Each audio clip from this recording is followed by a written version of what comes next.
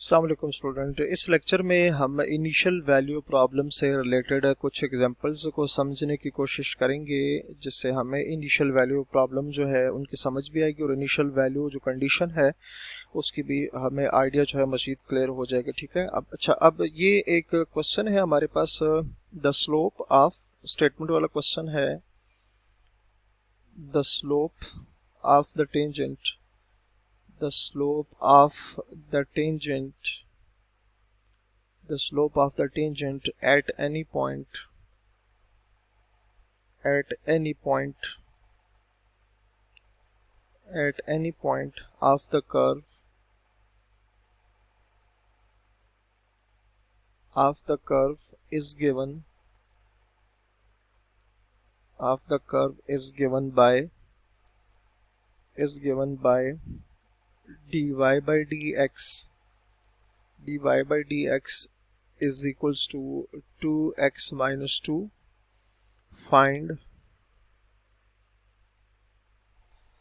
the equation of the curve, find the equation of the curve, equation of the curve if y is equals to 0 when x is equals to -1। ठीक है।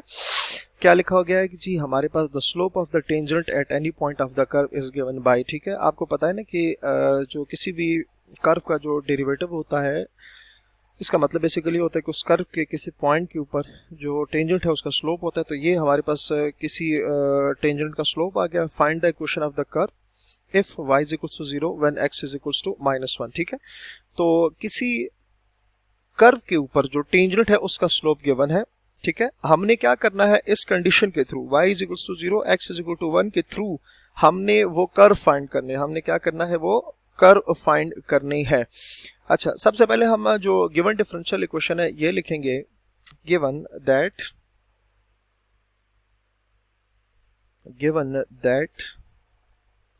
क्या given है जी हमारे पास differential equation dy by dx is equals to 2x minus 2। ठीक है। अच्छा, अब इसको ना हम 1 से रिप्रेजेंट कर लेते हैं, ये आ गई 1।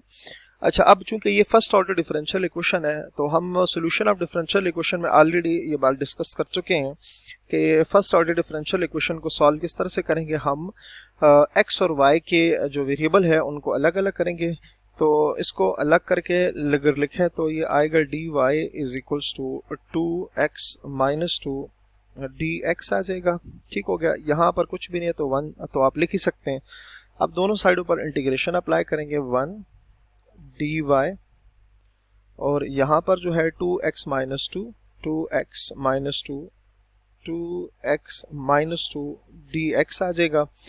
1 का integration with respect to y, ये y आ जाएगा। यहाँ पर इंटीग्रेशन अलग अलग अप्लाई करेंगे, dx minus 2 1 dx y is equals to 2, ये x की पावर 1 है तो x के डिवाइडेड बाई 2 माइनस 2, 1 की इंटीग्रेशन विद रिस्पेक्ट टू ये आ जाएगा x और क्या आ जाएगा प्लस c आ जाएगा। ठीक होगी बात। अच्छा जी, अब यहाँ से ये कैंसिल हो जाएगा, y is equals to -2x plus c। ठीक है। ये बेसिकली हमारे पास क्या है, ये जनरल सॉल्यूशन है। ये क्या है, ये जनरल सॉल्यूशन है। अगर मैं इसको ना शो कर दूं, sorry, y is equals to x square -2x plus c, इसको मैं शो कर देता हूँ 2 से। ठीक है। ये क्या है, 2 है और ये हमारे पास क्या है, which is the general solution of, which is general solution. ठीक है। अच्छा, अब ये हमने बेसिकली किया क्या है, ये कर्व तो हमने फाइंड कर लिया। ठीक है।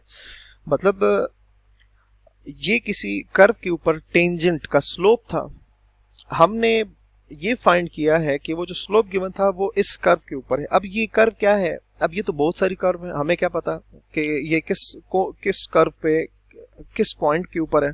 तो अब हमारे पास इनिशियल कंडीशन गिवन है। इनिशियल कंडीशन स्टूडेंट हमारे पास क्या गिवन है, उसमें वैल्यू गिवन है कि x is equals to -1 and y is equals to 0। इसी को इनिशियल कंडीशन कहते हैं, ठीक है। जो कंडीशन होती है इसी को इनिशियल कंडीशन कहते हैं। तो हमने सिंपल क्या करना है, अब हम पुट करेंगे कि put x is equals to